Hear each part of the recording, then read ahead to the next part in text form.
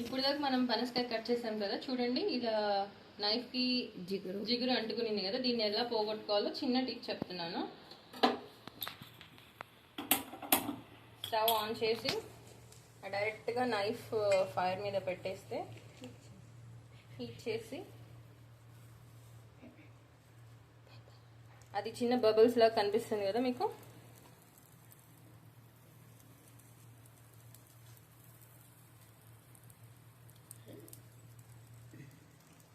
ఇలా stove off చేసేసి చిన్న పేపర్తో ఇలా పెట్టి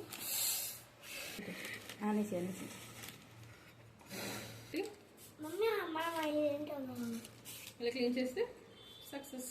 మొత్తం పోయింది చూడండి ఫ్రెండ్స్. మందంగా ఉన్న పేపర్ తీసుకోవాలి, లేకపోతే ఇలా చేతులు కాల్చుకుంటాం. Thank you Grace, thanks for your tip.